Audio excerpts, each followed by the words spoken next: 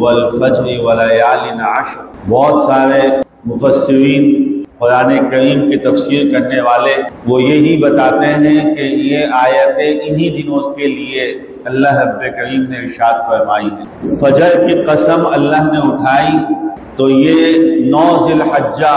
یوم عرفہ جس کو کہتے ہیں اس کی قسم اللہ نے اٹھائی، اور اسی طریقے سے ولیال عشر 10 راتوں یا 10 دنوں کی قسم اللہ نے اٹھائی تو وہ انہی 10 دن اور راتوں کی قسم اٹھائی۔ والفجر ولیال عشر میں بہت تفصیلی کلام علماء کرام اور فقہاء اعظام نے کیا، جس کا حاصل اور خلاصہ یہ ہے کہ سال بھر کے سب سے اہم ترین جو دن اللہ کے ہاں ہیں، ویسے تو پورے سال ایک جیسا سورج نکلتا غروب ہوتا ہے، لیکن کچھ اللہ کے پسندیدہ یا اللہ کے ہاں کے خصوصی جن کو کہا جا سکتا ہے، تو سال بھر کے یہ 10 دن ہیں جو اللہ تعالیٰ کے ہاں سب سے زیادہ محبوب دن ہیں۔ ذی الحجہ کے پہلے 10 دن، پھر اس پر بہت سے لوگوں نے سوال اٹھایا اور سوال ہوا، خود علماء کے ہاں بھی یہ سوال ہوا کہ بھائی رمضان کے دن اور پھر رمضان کا آخری عشرہ اس کا کیا ہوگا؟ کہا ہاں رمضان کے آخری عشرے سے بھی یہ دن افضل ہے، بس فرق اتنا ہے کہ اس 10 دن کے یہ دن افضل ہیں اور راتیں وہ 10 افضل ہیں۔ یہ تقسیم ہوئی علماء کے ہاں کہ جب ہم فضیلت کی بات میں دیکھتے ہیں، رسول کریم صلی اللہ تعالی علیہ وسلم کے ارشادات دیکھتے ہیں، ان 10 دنوں سے متعلق رب کریم کا کلام مقدس دیکھتے ہیں، تو اس نتیجے پہ پہنچتے ہیں کہ دنوں کے اعتبار سے تو اللہ کے ہاں سب سے محبوب دن وہ ذی الحجہ کے 10 دن ہیں ابتدائی، اور فضیلت میں کیسے؟ ایک دن کا روزہ 1 سال کے روزے کے برابر، 8 دن کے روزے ہر روزہ سال کے بھر کے برابر، اور 9 ذی الحجہ کا روزہ بولا جتنی پہلے فضیلت اللہ نے دی سب فضیلت کے برابر اس ایک دن کا روزے کا ثواب 9 ذی الحجہ۔ اس لیے دنوں کے اعتبار سے اللہ تعالیٰ کے ہاں محبوب ترین دن ہے یہ، اور راتوں کے اعتبار سے وہ راتیں جن کو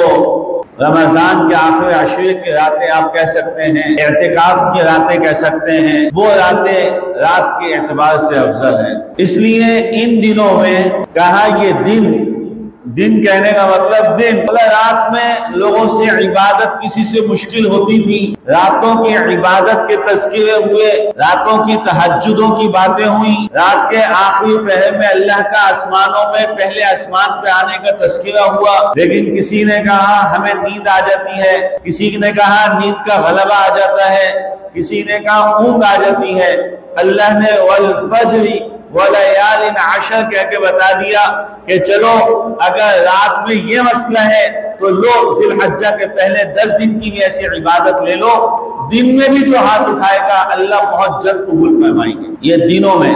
اس کو یوں بھی کہہ سکتے ہیں کہ آج کل دن دہاڑے رب کی رحمتوں کے نزول ہو رہے ہیں، اور اگر پھر بھی کوئی غافل رہ جائے تو محرومی ہے، محروم رہ گئے۔ ان دنوں میں یعنی دن کی روشنی میں کوشش کرنی چاہیے کہ تسبیحات کا اہتمام ہو، کوئی بھی تسبیح کلمہ طیبہ کی ہو، تیسرے کلمے کی ہو، سبحان اللہ بحمدہ سبحان اللہ العظیم کی ہو،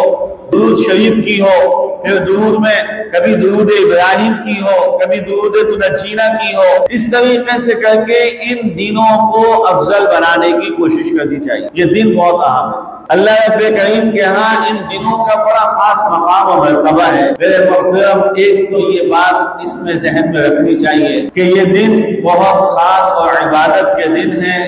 اپنے گھروں میں بھی بچوں میں بھی مقابلے کرانے چاہیے۔ میں نے کل ہی اپنے بچوں میں اعلان کیا کہ بھائی جو بچہ ان دنوں کے اندر ایک قرآن کریم مکمل پڑھے گا اس کو میں اتنا انعام دوں گا۔ بچوں میں جستجو، گھر والوں میں، خواتین میں، ایک گھر میں بیٹیاں بھی ہیں بہو بھی ہیں، ان میں مقابلے کراتے ہیں کہ بیٹا یہ خاص دن ہے، اس میں جو یومیہ تسبیح اتنی مرتبہ پڑھے گا اس کے لیے اتنا اجر و ثواب تو اللہ کے ہاں سے ملے گا، اس کو ہم بھی انعام دیں گے۔ اس طریقے سے گھروں کے اندر ان دنوں کو خصوصی اہمیت دینی چاہیے۔ ہمارے ہاں بہت سارے لوگوں میں صرف یہ بات ہے کہ شاید صرف 9 ذی الحجہ کا روزہ ہے، ایسا نہیں ہے، یہ تمام دنوں کا روزہ ہے، لیکن جیسی شدید گرمی پڑ رہی ہے اس کا بھی خیال رکھا جائے۔ اگر آپ کی صحت کم ہے، اگر آپ کو ضعف ہے، اگر آپ کو بڑھاپا ہے، آپ کی عمر 60 سے اوپر ہے، تو پھر آپ ایسی زحمت نہ کیجیے، اسی میں آپ کا اجر و ثواب، آپ کو جو تمنا ہو رہی ہے اللہ اس پہ اجر عطا فرمائے۔ تو اس میں ان دنوں میں ایک بات تو اس کا بہت خیال رکھا جائے کہ یہ دن اللہ کے ہاں بہت محبوب ترین دن ہے۔